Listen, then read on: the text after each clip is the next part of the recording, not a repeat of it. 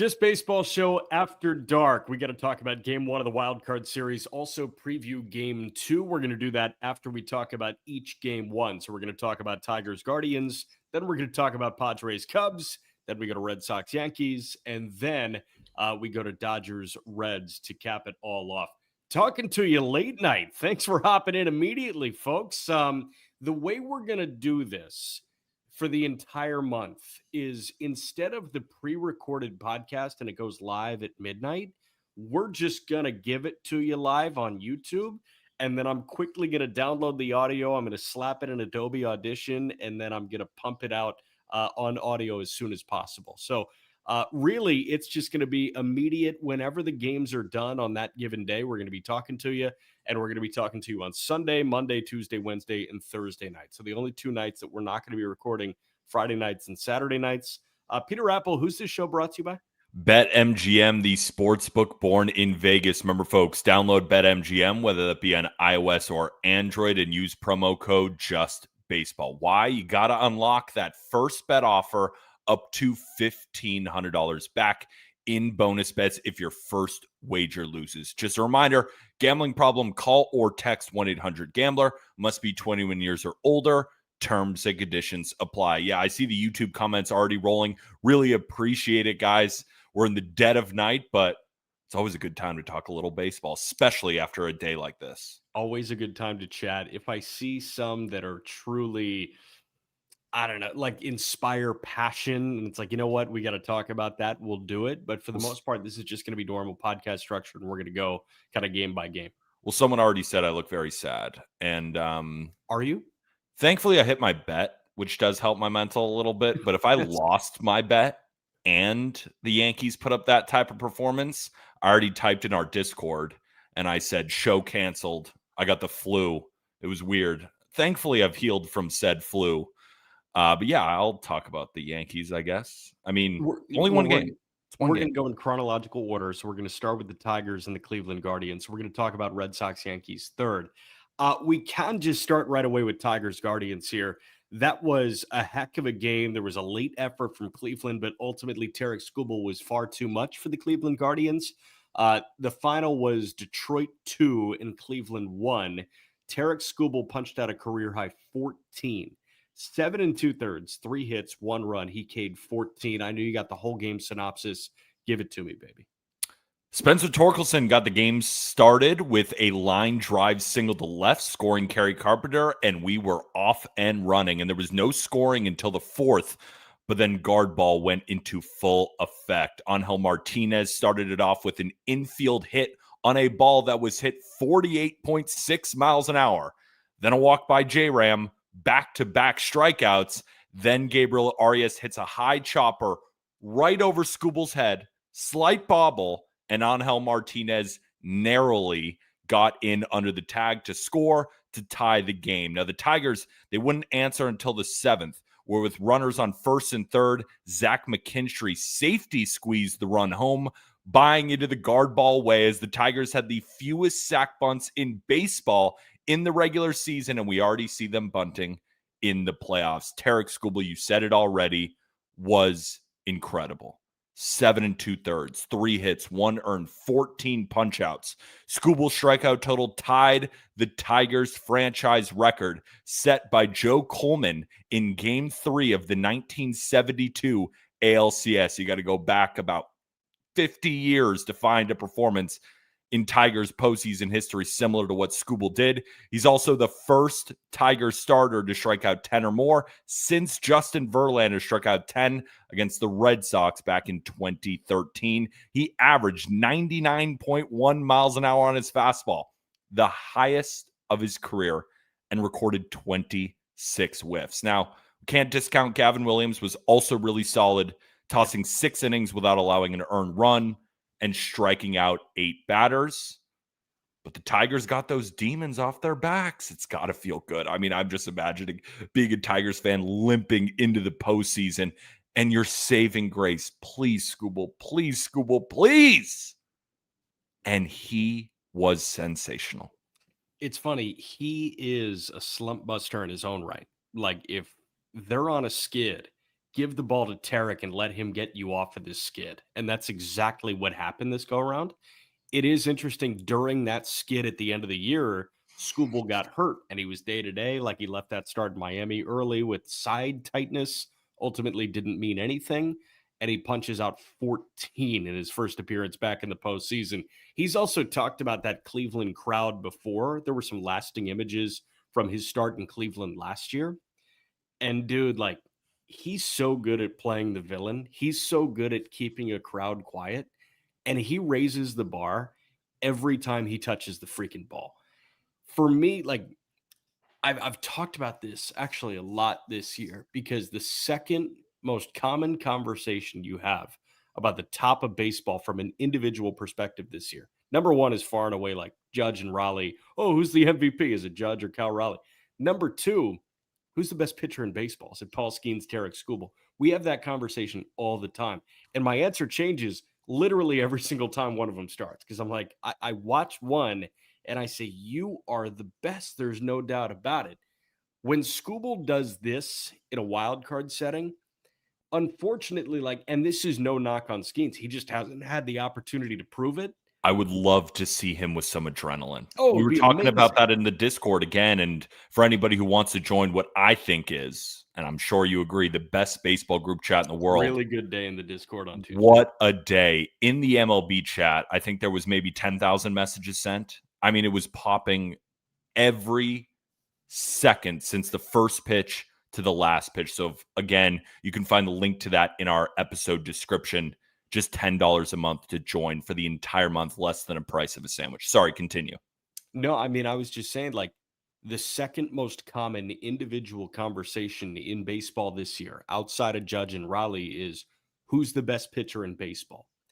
And again, it's no knock on Skeens because he hasn't had the opportunity to prove it in a wild card setting or in a postseason setting. Skubal has had the opportunity to prove it, and he keeps elevating his standard. And like his amazing start in the regular season, somehow it looks better in the postseason. He saved a career high 14 punch outs for a wild card game, for wild card game one. And it was 1 o'clock on a Tuesday. There's obviously going to be juice because it's the postseason. And I don't think that there should be an asterisk next to it, even though this Guardians lineup is really bad right now. Jonathan Rodriguez hitting cleanup. I liked him a lot in AAA. Hitting cleanup in a wild card game, I'm not sure about that.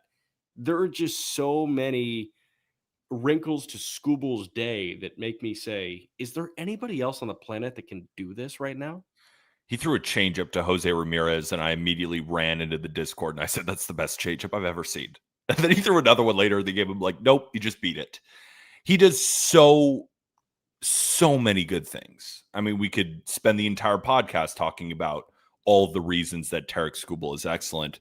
One thing that I just love about Skubal, how quickly he works.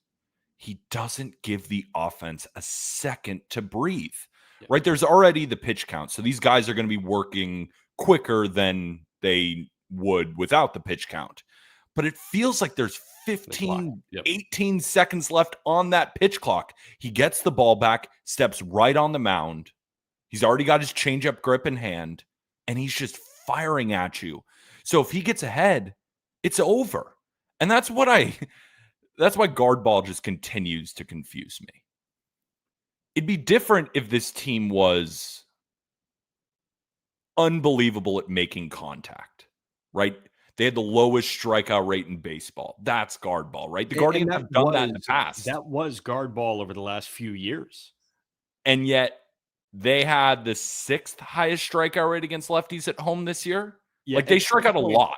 At some point, they went from scrappy to just a bad offense. I know, but and of course, the Angel Martinez getting in. Aram made a really good point on Twitter, and it kind of got me thinking, you know, with replay, because it was so obviously safe, but the umpire on the field called him out. Before we had replay, how many huge plays in the postseason would have gone the other way, and how would those have affected those games? It did make me think. I thought he brought up a great question. Good question. Yeah, that is a good point. That is a good question. I'm sure plenty of people can go deep into the archives and pluck, you know, plays that changed the game that were wrong calls. I mean, But see, the that's one, why I love our audience, because our audience in particular would be great at that. Like everybody listening here on YouTube right now, like these are diehard baseball fans, especially those at our Discord. Like they will find them, and we'll probably find out in our Discord by the morning. yeah, sure. Yeah, I mean, the one pre-replay era, I think, is not postseason. It's Armando Galarraga's possible perfect Mhm. game, Jim Joyce, that whole thing. Like Yeah, that's the one that I think about. But not to get on a tangent, because it is 12:30 a.m. on the East Coast, and I want to go to bed at some point. makes sense. Uh, this Guardians offense really struggled. They had like this weird out of nowhere shot in the rear end from that booted ball from Spencer Torkelson on that throw from Javi Baez, and J Ram ends up at third base, and then he gets caught in a fielder's choice. Like that was just a really tough thing to watch. I will say it's not like the Tigers lineup struck much fear into me. That's a testament to Gavin Williams, but it kind of feels like a pool noodle fight right now in terms of what the offensive prowess is for these two teams. And we're going to talk about the next series where I think it's over. And history would tell us that if you win game one, most of the time you're going to win the series. I think it's 19-21 at this point. There you go. I still don't think the Guardians are out of this. Now, I mean, might as well preview game two right now. Yeah. Yeah. So it's going to be Casey Mize taking on Tanner Bybee. And when you look at both of their histories against the opposing offenses, both of them are fine. Strikeout rate's pretty good. Quality of contact's pretty good. There's nothing discernible where, oh, this guy gets crushed by this team. No, not really. Which makes me think that the Guardians can then win this game at home. And then, of course, it's anybody's ball game in game three. But I just have a hard time buying into the Guardians. After watching this offense, I mean, watching Jackenzie Noel, when I see Noel and I see 162 next to it on the score bug, I'm thinking to myself, well, you better be good defensively. Well, you better be good on the base paths. Nope. We saw that in full effect at first base when he just missed it. It looked like a pitcher was covering first base. With all due respect to Jackenzie Noel, I mean, we're talking about a playoff team here. We're holding them to playoff standards. The back of the first base back. Exactly. Yeah. It's guard ball for me to fully believe in it. We can't strike out this many times, and we have to play perfect defense, and we have to be perfect on the base paths. They're not playing perfect defense, and they're swinging and missing like crazy. Like, it's one thing to have 14 strikeouts. I mean, 26 whiffs? I mean, even when the bullpen came in, they were whiffing. That can't happen, which makes me think the Tigers have the leg up, but I still don't have a ton of trust in their bullpen. Their offense still didn't show me anything, and I don't have a lot of faith in Casey Mize either. So it's interesting. Skubal does have a lot of faith in Casey Mize. I'm not sure if you saw his post-game press conference, but he was lauding the work that Mize has done, and he said he's really excited to watch him compete on Wednesday. And I'm excited to watch that too, because I have been with Casey Mize when nobody else was with Casey Mize. Like I'm 100%. Vice president of the Casey Mize fan club, and Tarik Skubal is the president. But Casey Mize is not Tarik Skubal. And they won a game by one run when Skubal went 7 1/3, a one-run ball in K 14. And I do want to give the Guardians a slight pass here because you went up against Tarik Skubal. Sure. In a stopgap type game, right? Sure. The Tigers are on a free fall. They needed the best version of Tarik Skubal. And what does Tarik Skubal give them? The highest average fastball velocity in a start in his career. Yeah. So you got Skubaled. So I'm just battling with things. I don't want to give up on the Guardians offense because I know they faced Tarik Skubal, but I've also watched this Guardians offense for a while. And in the playoffs, it's really hard to string together infield choppers for runs. It just is. So I think game two will be very telling. And it's funny. In other series, I felt like I learned something. In this one, I just reaffirmed Tarik Skubal is just a different breed. I learned that Gavin Williams is turning into an ace. He's got things to work on, but you can tell. I mean, this guy's stuff, and he's enormous, 6'6", 250 on the mound. I know the Cleveland Guardians bullpen is good.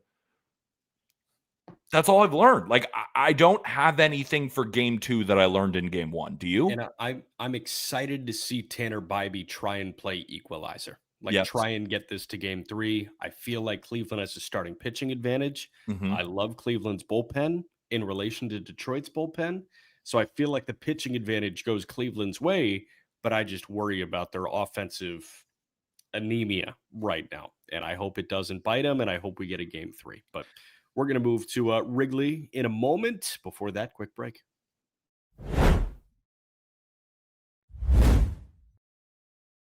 Okay, let's talk about Tuesday in Chicago. It was a 3-1 win for the Cubs over the San Diego Padres. Daniel Palencia got the win out of the bullpen. Palencia threw some huge innings, got 5 big outs. Nick Pivetta was the loser for San Diego. Again, 3-1 the final score. How did it happen? Padres struck first on a Xander Bogaerts double in the gap that scored Jackson Merrill. Throw skips away, advances to third, but San Diego couldn't bring him in, which would prove to be costly. The Cubs struck big in the 5th on back-to-back home runs from Seiya Suzuki and Carson Kelly, and the Cubs never looked back. Seiya Suzuki is the first player in MLB history to homer in his last 4 regular season games and his first postseason game. Count them. That's 5 home runs in a row. They added an exclamation point in the 8th on a Nico Horner sac fly after hitting over 370 with runners in scoring position this year for Nico Horner. He gets the job done once again. Matthew Boyd was not at his best, but he got the job done, tossing 4 1/3 1-run ball while striking out 2. You already said it. Daniel Palencia came in, shut the door, only threw 17 pitches, retiring 5 straight with 2 strikeouts, throwing absolute fuel. Then they handed it off to Drew Pomeranz. Easy. Then Kittredge. Easy. Then Keller. Easy. Combined for 4 2/3 without allowing a hit and striking out 4. Mason Miller, though, on the Padres side, was as advertised, averaging 102 miles an hour and finishing with 3 strikeouts in his lone inning of work. But when your offense only has 4 hits, it doesn't really matter. Fernando Tatis Jr., Luis Arias, and Manny Machado, I'm looking at you, combined to go 0 for 11 with 3 strikeouts. Padres can't expect to win games when those 3 do absolutely nothing. It was weak contact galore. There are a couple of ways that you can slice this. Number one, a testament to the Chicago Cubs and the way they pitched. Absolutely. And the defense. I mean, listen, there was a lot of good from the Chicago Cubs today, particularly on the mound and in the field. I was mean about the Cubs bullpen, and I've been mean about the Cub rotation. I'm still going to be mean about the Cub rotation because they're running out Andrew Kittredge in the first inning of game 2. They don't have a starter for game 2, or at least they don't have a designed person to go 5 in game 2. At least to the naked eye right now, they might just bullpen it after Matthew Boyd, the all-star. But Boyd was really good in his start. And I've struggled for 2 years now to figure out why a manager in baseball got $40 million of total money allocated towards him. Craig Counsell managed this game like a $40 million manager. Yes, he did. So I tip my cap to Craig Counsell. He managed a heck of a baseball game on Tuesday. So that's one way to look at it. Testament to the Chicago Cubs. Tip your cap to Chicago. The other way is an indictment on the San Diego Padres. And this offense has had some serious, serious issues over the last month or so, a couple of weeks at least. And they have kind of coasted into the second wild card spot. You had Cincinnati sticking around. Jeff Brantley called him a cockroach, which is perfect. Part of the Reds radio team. Like, Cincinnati was just kind of the cockroach of the National League. Like, they just never went away. And the Mets had that collapse. The Cubs were okay, but I feel like the Cubs' struggles at points after the All-Star break were much better documented than San Diego. San Diego and the Dodgers were tied atop the National League West. And yes, it took until the final weekend for the Dodgers to secure the National League West, but that's because neither the Dodgers nor the Padres were playing good baseball. The Padres rode about 6 weeks of okay baseball into October, and I turned a blind eye to it because I love their bullpen. And Jeff Passan said this on Baseball Tonight before the 1 o'clock game. And I firmly believe, I firmly agree with him on this. he thinks the San Diego bullpen is the singular best unit in the postseason. Like the San Diego bullpen is better than any other lineup, better than any other rotation. The San Diego bullpen is the best unit in the postseason. I would And I agree disagree. with that. I would disagree. Really? Yeah, I actually think there's 2 better units. What you got? I think the Dodgers rotation is better than the Padres bullpen. If you have There's a lot of Snell, unknown. if you have Yeah. Snell with the way he looked tonight, Yeah. Yamamoto, who I think we all assume is going to be phenomenal, and Ohtani, I'm telling you, Ohtani hit 2 home runs tonight. We're going to talk about it later. He's Yep. going to then throw 6 shutty in his first start. Probably. On a per start basis, that stuff is as good as anybody. And then Tyler Glasnow's the 4. Yeah. I love the Padres bullpen. I might have a different tune if Jason Adam was still there. Sure. If Jeremiah Estrada was as advertised, one of the best young relievers in the league, even though he hasn't looked the part. I think it's if those recency 2 things bias. were there, I would agree with you. Right. I think it's recency bias because I think I was anticipating Jeremiah Estrada to be there. You are reacting to game 1. But I'm saying Paston said this ahead of game 1. Yeah. And I felt like they had the strongest unit in October. But the lineup has just not been that good for a while. And the rotation is very, very thin. And do you really want Darvish starting game 3? Like, I don't know. There are a lot of questions with San Diego that I just turned a blind eye to. They're not getting to game 3. Okay. So it won't matter. The Cubs are done. I mean, I bet the Cubs money line for game 2. When I was watching that game, I was so disappointed because it's one thing for the Guardians to get blanked by Skubal. Most people would. Matthew Boyd didn't have it. That could have gotten real bad. But Tatis, Machado at the end of the game, he got a sinker from Brad Keller that was right down the middle and he just grounded out. Like, it was some of the most complacent, such a lack of urgency, just boring ass ABs. And it's hard to explain because you can't say, well, they didn't want it enough, Jack. Of course they wanted it. They want to win. I'm just saying the body language. I was so disappointed in it. I just felt like it was so tired, or they kind of came into this game just being like, of course we're going to beat the Cubs. We're the San Diego Padres. We went up against the Dodgers last year, right? We have this great bullpen. And they just look like crap. And the Cubs, that crowd, how much they got into it. The Cubs didn't even play well, and I thought it was an easy win for them. I don't care who's pitching tomorrow. If Machado, Tatis, and Arias hit like that, I could pitch for the Cubs tomorrow. I think the Padres are done. Because in a short series like this, if you don't catch that momentum, you're done. Like, you're done. And the Padres gathered as little of momentum as any team of the 8. Like, even the Reds fought back late. Right? Yeah. The Yankees and the Red Sox. The Yankees went up against Crochet, but there was some fight there at the end. Guardians went up against Skubal. Tigers won. Padres, by far the most disappointing team of game 1s. Yeah, I think so too. And to your point about the body language, like that was true until the very, very end. The final hitter of the game was Xander Bogaerts against Brad Keller, and Bogaerts was like up in arms that there was like a pitch clock violation that wasn't, and he stepped out. It was just a whole I was happy about that. I was happy that someone finally showed some emotion, even though it amounted to absolutely nothing. And it was kind of negative emotion. It was. But I was just happy to see something. Like, it's so funny. I was watching all the at-bats, and I like, Freddie Fermin cares. Yeah. Like, that was just the vibe. Remember I got. I was like, hated that deadline acquisition? Yeah, I was like, but you see those 2 pitchers that went over to Kansas City and have been helping them? Yeah. Where's Kansas City? How are they doing right now? They sold at the deadline. Sort of, kind of. It was a hybrid. They kept Lugo.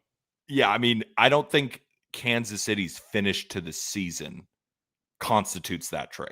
I don't think those 2 are related at all. But regardless, we can talk about that. Freddie Fermin has been a fine acquisition for San Diego. He's been a fine acquisition. You called it terrible, but you know what? It was terrible, dude. It's 12:46 Stop wasting Eastern. My time. It's you're wasting my time. Stop wasting my time. It was a terrible trade. I'm sure people in the YouTube comments would agree. Yeah, sure. Where was I? The Padres are terrible. They're done. That's my feedback. Okay. You're going to game 2. Pat Hughes, I was listening to him when the ball game ended, and he called the final out, and his first thought after the post-game interview was, he's been in Chicago for 30 years. He's seen a lot of Wrigley crowds. He said he has never seen a Wrigley crowd like what he saw for game one of the wild card series in 2025. That's Pat Hughes saying that, which is really cool to hear. Chicago's in the postseason for the first time since COVID. Last time the Cubs were in the postseason, I saw this, like, ABC ducked out of Marlins Cubs to inform the public that President Trump tested positive for COVID-19. Like, that was the last time they were in the postseason. And now you've got the Chicago Cubs, like, full house, crazed Wrigley environment. It's really fun to watch. It was fun to watch from afar. I'm excited for you to be there. And yeah, Kittredge, it might not matter who goes after him. San Diego might just be dead. If those three at the front of the lineup, I mean, Manny Machado is 0 for his last 11 playoff ABs. He hasn't shown up. He's the captain. He hasn't shown up. Tatis, proven postseason performer. I expect him to maybe bounce back tomorrow. Maybe not. Maybe it's just over. I mean, in a 2-game set like this, in a 3-game set, of course, but I think it's going to end up being a 2-game. Sometimes you just fall flat on your face. And I've seen the Padres do this plenty of times. Like, Kyle, I know you are in our YouTube comments below. I know you're a big Padres fan. How many times have you seen this team just lay down?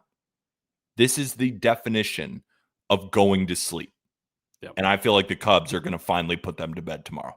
Okay, we're going to talk about the game of the night, Red Sox-Yankees, but step aside for a moment.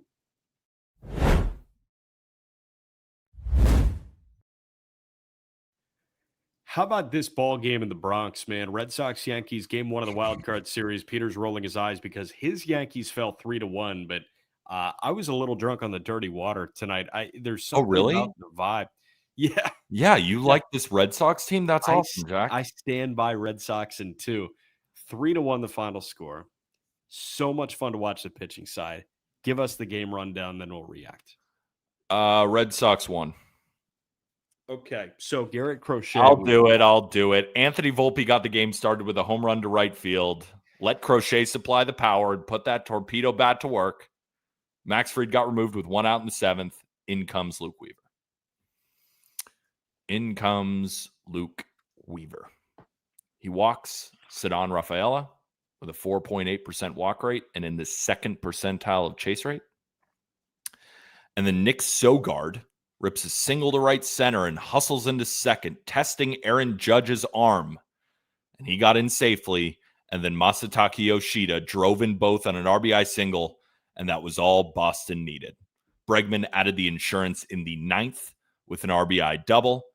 And then in the bottom half, Yankees loaded the bases off Aroldis Chapman in the 9th. But then Stanton punched, Jazz flew out, and Grisham struck out. Tonight, the Yankees became the first team in playoff history to load the bases with no outs in the bottom of the 9th, but still not score and lose the game per OptaStats. Garrett Crochet was sensational. After that Volpe home run, he only allowed 1 more hit after that. We got to remember that Anthony Volpe home run was in the 2nd inning. Yep. His next hit was allowed to Anthony Volpe in the 8th. He went 7 2/3, 4 hits, 1 earned, no walks, 11 strikeouts. He became the first pitcher to strike out 11 or more, not walk anyone, and allow 4 hits or fewer in his first postseason start ever. And joins Josh Beckett and Pedro Martinez as the only Red Sox to strike out 11 in a playoff game. Max Fried was great. 6 1/3, 4 hits, no earned, 3 walks, 6 strikeouts. Became the first Yankee to throw 6 shutout innings in their first playoff game since Mike Mussina back in 2001. Aaron Judge said Garrett Crochet is the best pitcher in baseball. Did you see that? No, but I believe it. Did I see ESPN flash this? It's only the 15th time in Major League history that a single pitcher has struck out a single hitter 10 or more times in a single season. Damn it, that stat sucks. That stat sucks. I mean, Crochet's got Judge, unlike many pitchers have had many hitters in the history of Major League Baseball, but Judge has taken him deep twice. And 2 hits today. Nobody's going to remember the legendary 2-for-4 with 2 singles Judge performance in the playoffs. We just going to forget it? Nobody's going to remember. This, for me, was a tale of 2 games. Because I watched the front half, and I'm thinking, Fried is so much better than Crochet right now. And then all of a sudden, Crochet just kept going. That's the thing that got me about this. Yeah. Fried, it was untouchable for the front 5 innings. It was amazing to watch. Hell, the entire time. And then the bullpen happens. But when the Red Sox got into the bullpen, I felt like I was watching Crochet for 45 more minutes. I was like, oh, he's still how's he still doing this? And the fact that Crochet pumped 100 miles an hour on his 117th and final pitch. I mean, I know they call him War Pig in Red Sox Nation right now. They call him the Big Oink. That's an incredible nickname. It's so good. Damn it. I would have given him 1,000,000 prospects. I said in the offseason, sell everyone. Jones, Dominguez, Volpe, you can take everyone. Give me Garrett, Crochet. Dude. And the Red Sox, and Kyle Teal and Braden Montgomery. They don't care about those two.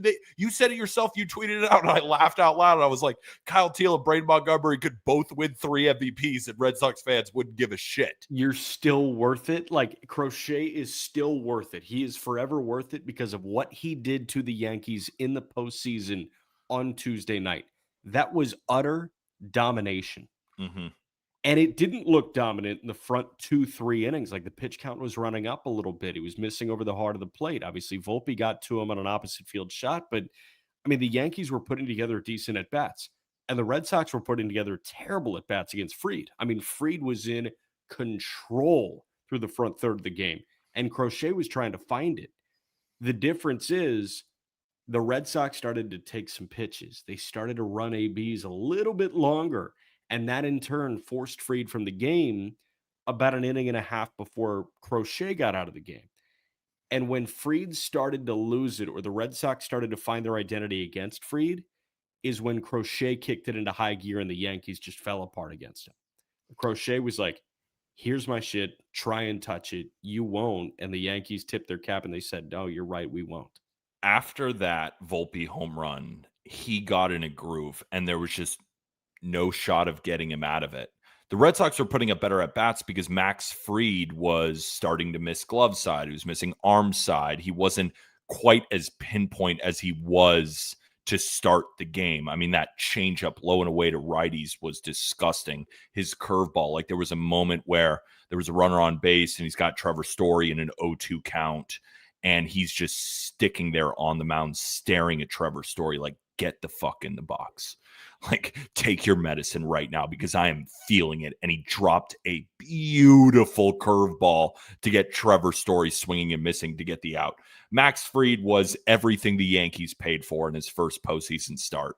And he was everything that the Yankees paid for in his first season. You got nothing to say about Max Fried. Everything should be positive. I have a question for you because you're not on the disgusting side of social media, which is Yankees Twitter like I am. Sure.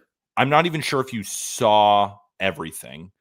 What are your thoughts on Aaron Boone managing game 1?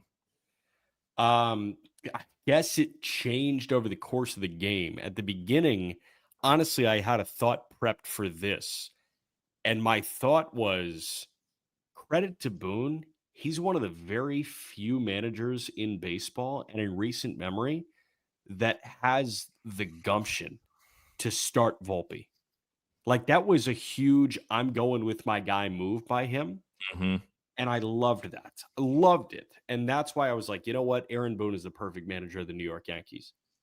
And then from just a put your guys in a position to succeed lens, I started to lose faith at the end where, like, Ben Rice was sitting there for how long?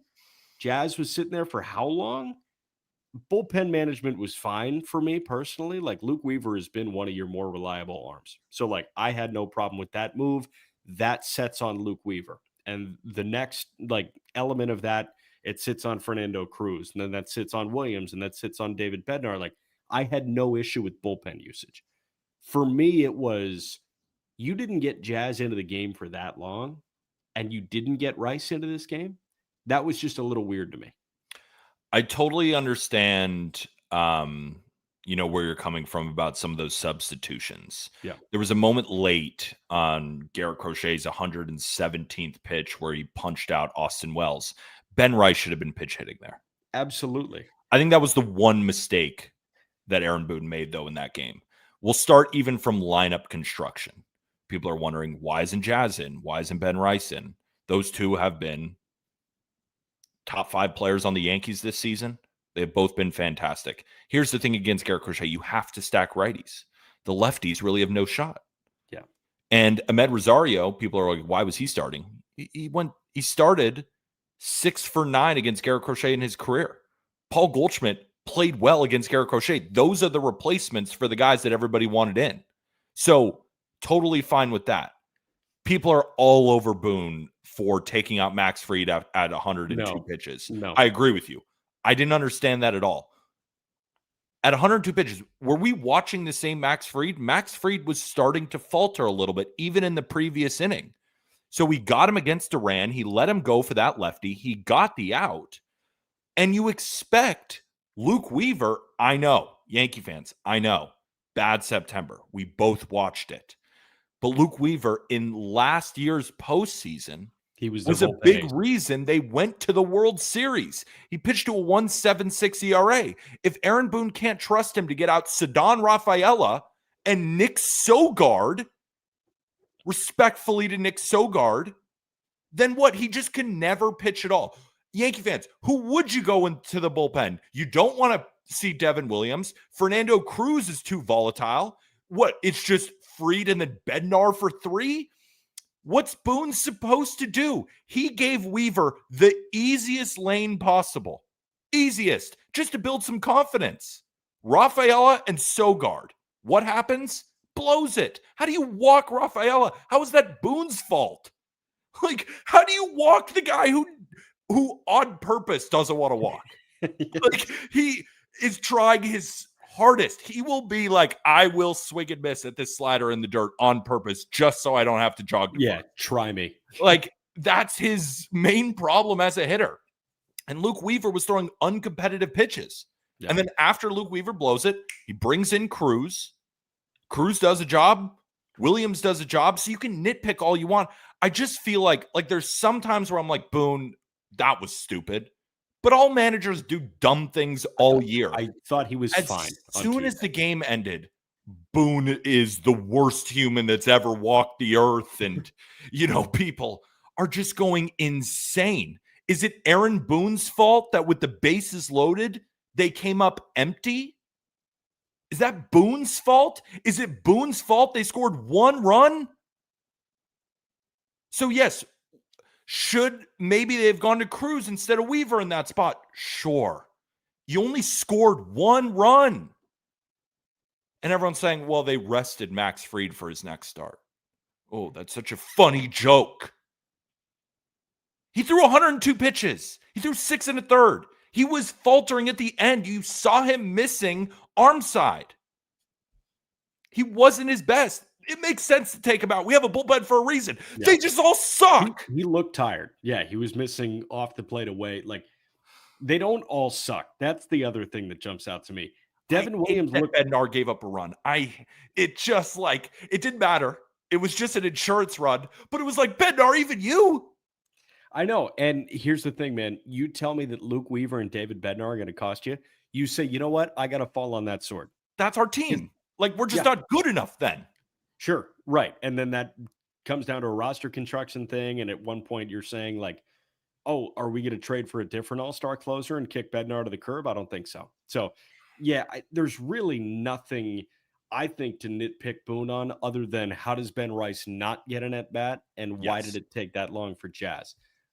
Will Stein is the offensive coordinator for Oregon football. And Will Stein has said that the whole idea of the Oregon offense is finding creative ways to get your best players the football. Like last year, they did it with Tez Johnson, who's in the NFL now. Do you know what team Tez Johnson is on now? Small guy. Couldn't tell you. Yeah, but like really, really good. And this year, like, they've got a whole bunch of playmakers, and the whole idea is like, let's find creative ways to get our best playmakers the football. At some point, like, you have to adopt that thinking as a manager. Like, you have to put yourself by personnel in a position to get your best guys in the biggest situations. And Ben Rice has been one of your best hitters all year long. And he went unused today. Like, no targets for an All-American tight end is like unacceptable. I like that And comparison. that's what happened. Yeah, I like that comparison a lot. Austin Wells, man, so disappointing. I mean, he just looks overmatched. Now, it is Crochet, but if you're going to put the lefty in, put Ben Rice in. I mean, I understand Austin Wells has been catching Max Fried a lot, and as long as he makes Fried look like that, I'm good. I would have wished Ben Rice came in that spot, but again, like, you're facing Crochet. What is Ben Rice going to hit a double? It's Crochet on a heater. Not. Like, that's the thing. It's Crochet on a heater. You put it in Ben Rice, the lefty. Ben Rice has been fine against lefties. He can hit lefties. Crochet is not your normal lefty. Judge said it himself. He's the best pitcher in baseball. Now, I disagree with Judge, but I understand where he's coming from. That run Crochet had after Volpe home run, I was like, we have no fucking shot. Yeah. Like, I would be ecstatic to get a walk. Can he hit a batter? Because we're not getting a hit. That would be the only way. So there was so much blame on Boone. And I was like, I can't even talk with Yankee fans about this game seriously. Because you're all just freaking out. And it's one game. Yankees are still going to win the series. Okay, let's pivot to game 2. You think Rodon shoves and they get to Bayo and it's 6-0 Yanks? Like, am I delusional? I do think the Yankees can win the series. I mean, Bayo has been so good against the Yankees this year. He's been really good against the Yankees. I will and he's lay a good it out pitcher. for you. Yeah, I'll lay it out for you and let you go stream of consciousness after that. Rodon and Bayo. Rodon is a $200 million pitcher. Bayo is an extended pitcher, but Bayo got extended on an $80 million deal. Rodon's a $200 million or $160. Are you setting us up for failure? No. I'm just saying, like, Rodon has been nails all year long. And I think Yankee fans wanted to hate Rodon after year 1 in New York. Year 2 was a resounding success. Carlos Rodon was exceptional this year. And Rodon is a guy that pitches with energy, with vigor, and frankly, with testosterone. And that environment at home, that screams Rodon success, to me, at least. Game 3 is where I shudder a little bit if I were in your shoes. Because you go Schlittler against Connolly early. And I understand that that's 2 rookies, and Schlittler has more of a track record and just a larger sample in the major leagues. Early looks really, really freaking good.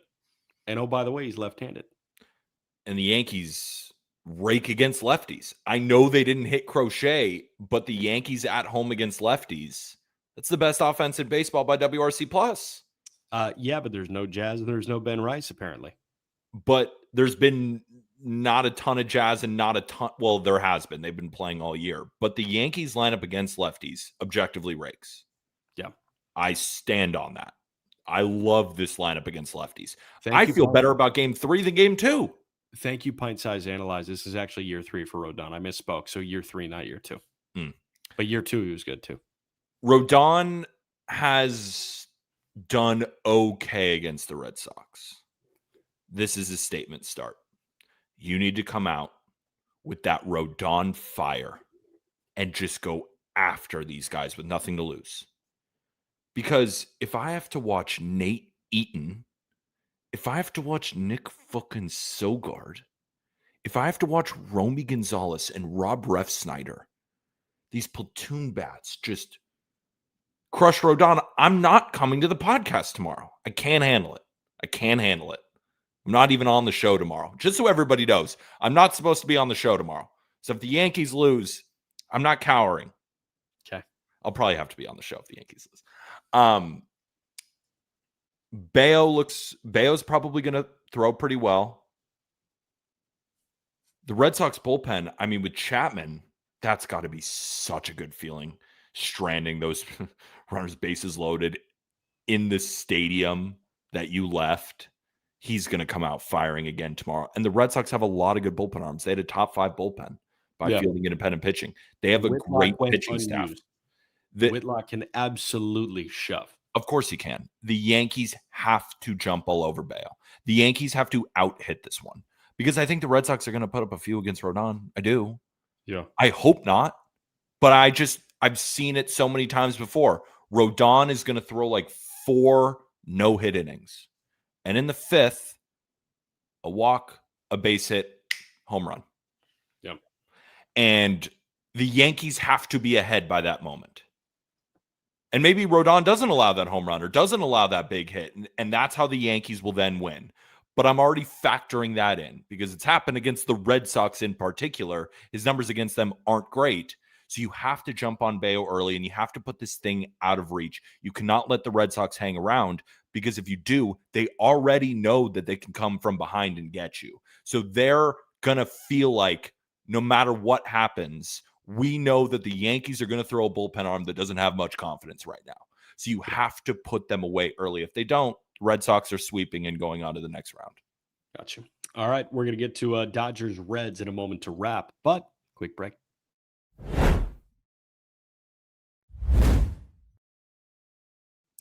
Dodgers Reds game 1. This felt like a bug hitting a windshield until it didn't. I mean, Blake Snell was amazing. And then the Dodger bullpen, they gave everybody migraines again. Give us the rundown here. Let's talk about it. Shohei Ohtani started the scoring with a scorcher, a 117-mile-an-hour bullet right over the right field wall to welcome Hunter Green to Chavez Ravine.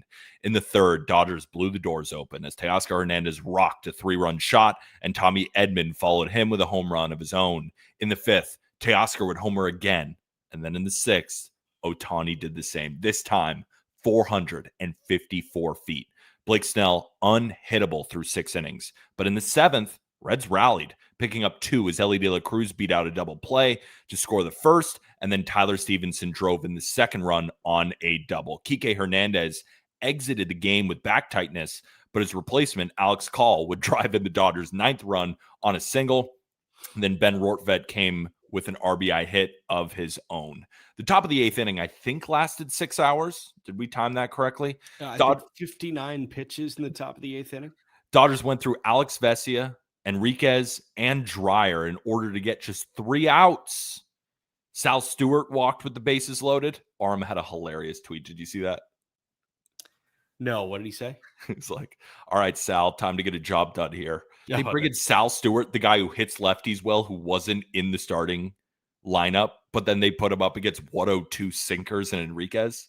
I mean, it's just like, what do we try to do here? But he drew a walk, and then Spencer Steer had an RBI single, and then Elly De La Cruz walked with the bases loaded. But that was it. 10-5 Dodgers win.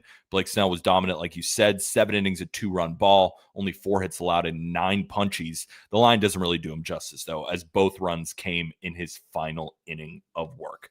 The Dodgers really flashed what I said when I picked them to win the World Series, where I just said this starting rotation and offense is so good that they can mitigate the bullpen concerns. But here's the thing.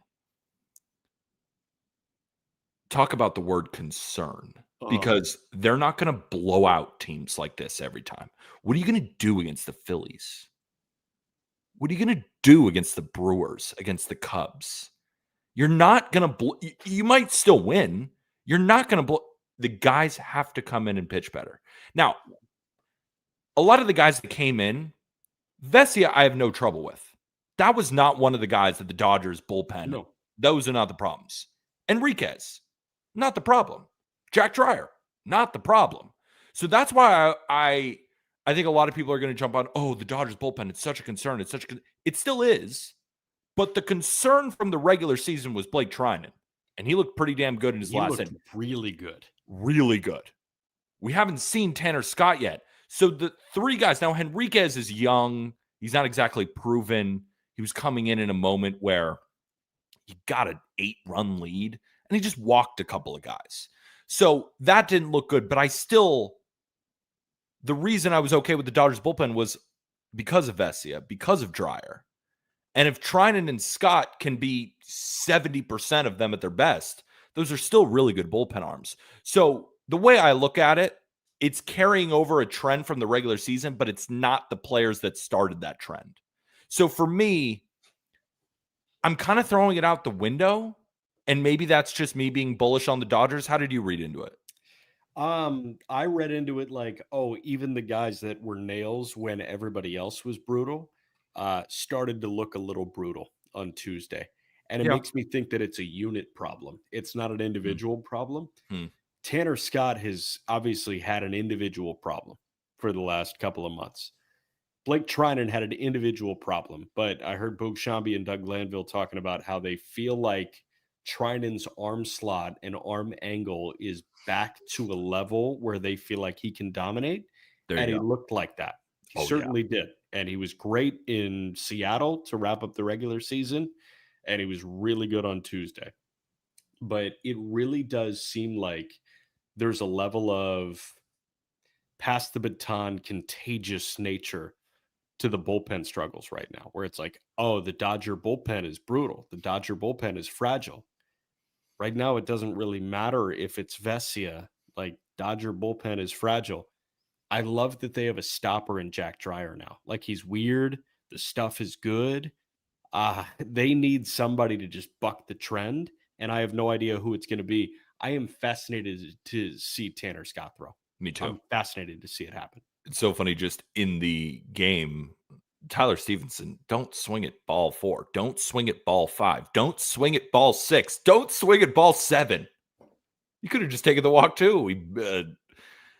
Stevenson really bailed out Dreyer there. But at no point did you really feel like it was in doubt. You know, I have a whole group chat of Dodger fans at home.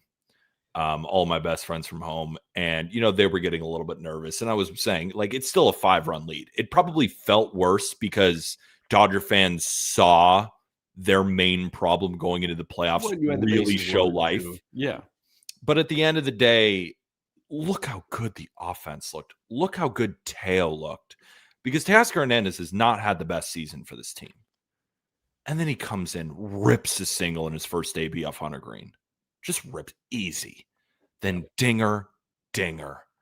I mean, this guy, if he's back hitting like that, if Tommy Edman is hitting like that, Andy Pages putting up consistently good ABs. Muncy didn't have the best day, but that's okay. But lost in all this, we haven't even mentioned Ohtani's name. Like, I mean, oh my gosh. He's almost like unmentionable. Like, he's playing a different sport than the rest of us. The fact that he led off the home first against the LA kid, Hunter Green, there was a ton of build up there. Hunter Green is great. Hunter Green's really one of the best pitchers in baseball, and they made him look like mincemeat.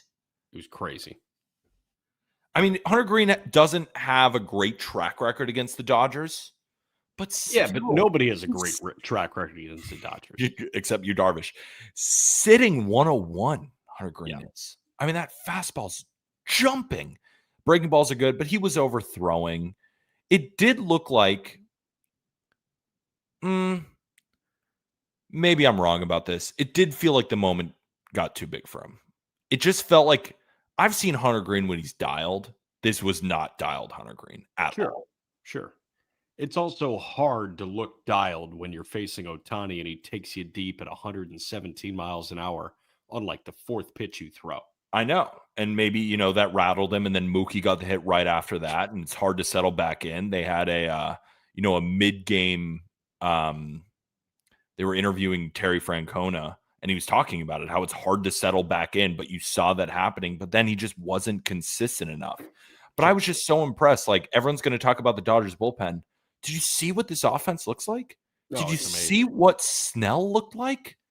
Snell was unhittable. I know the Reds haven't hit lefties all year, but with Hayes back and Andujar, like in the month of September, they were still below average, but not that far below average. I mean, he made them look like a junior varsity team. Yeah. There were a couple moments late in that game. My only other thing from this one, where I'm totally with you, like the offense is just, it's inevitable with how much talent they have. On the Red side, you mentioned like it never really felt that tight. bases were loaded late in the game. Ke'Bryan Hayes just pops out on the infield. Like, that's why I didn't feel tight. I had no faith in him getting ahead there. No faith in Ke'Bryan Hayes. No faith in a couple of guys in this lineup right now. Like, who do you look at in this red lineup and say you're a threat? Like, even Ellie. I understand Ellie has not against lefties. Ellie was not a cachet, threat. but like, dude, he was hitting 6th against Snell today. Right. There's Against lefties, it's not really a shot. Like, Miguel Andujar is the one that scares me the most. And that's a playoff team. Miguel Andujar is your threat against lefties. They didn't feel threatening. They are a fine offense against righties. Like, you get Ellie in his left-handed swing. TJ Friedel looks a lot better. Back in the lineup. Yeah. Exactly. Like, they're not a bad team at all. It's just they look overmatched. And, when we were doing our previews, I hated saying those things. I love our Reds fan base. We went to Great American Ballpark for opening day. The people couldn't have been nicer. It was so much fun. There's plenty of Reds fans in our Discord. One of my favorite Just Baseball staff members, Clay Snowden, one of the greatest people to ever live on the earth. I want the Reds. It's funny. I have Dodgers to win the World Series. I want the Reds to upset them. But it's just like, when you look into it, they have 0 edges. There is nowhere they are better. Their rotation is good. It's not even close to the Dodgers. I'm sorry. Yeah. It's not close. Like Hunter Green or Glasnow. You'd probably go Green, but that's their 4. It's just, and then Littell is going tomorrow because Nick Lodolo, I guess, is a bullpen arm now. I get why they need a left-handed reliever. Like, they need one desperately. I don't think Brent Suter is the guy, even though Brent Suter, he looked okay, but like, you want a weapon back there. That's how the Padres were competing with the Dodgers when they brought in Tanner Scott against Ohtani and Freeman and these guys. So I understand why.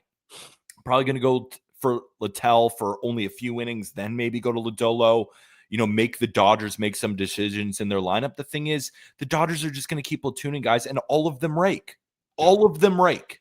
Yeah. And then Yamamoto is going to shove. Right. He would shove against anybody. So, yeah, I mean, the Dodgers probably win in a blowout in game 2. And I hate to say that because I want the Reds to make this a series. And they showed some fight at the end. Can't say that about the Padres. Can't say that about the Yankees. Can't say that about the Guardians. So you're the one team that actually showed fight against what I think to be the best team in the playoffs by a decent margin. So I'm proud of the Reds. I think the fans should be proud of themselves too after a game like that. But they're just too damn good. They're too damn good. Yeah, I hear you, bro. But no, we got Littell and Yamamoto on Wednesday. That is the late game as well. It's 1:20 a.m. I'm going to go to bed. Take us out. Fair enough. And hopefully everybody enjoyed the midnight edition of the Just Baseball Show. And the best way to support this show, just by hitting that like button on YouTube. Smash it. Subscribe. Comment down below. What do you think about all of our sometimes questionable takes? And of course, if you're listening on audio, Spotify, Apple Podcasts, the best way to support, leave 5 stars. And if you have a second, leave a written review. Appreciate everybody chatting along in the YouTube chat. I actually really enjoyed going live. It's fun to just kind of look over it and see, some of the questions that people are leaving. And they're also, sometimes if we mess up, because it's 12:20 in the morning for me, it's 1:20 in the morning, we might slur our words or forget something. So people were filling in stuff. Really appreciate that as well. Go get yourself some Just Baseball merch. I'm merched out. Jack isn't. Don't be like Jack. Go get your merch in the episode description. For Jack McMullen, I'm Peter Appel. We will see you tomorrow for a Yankees win, please. And with that, thank you, everybody.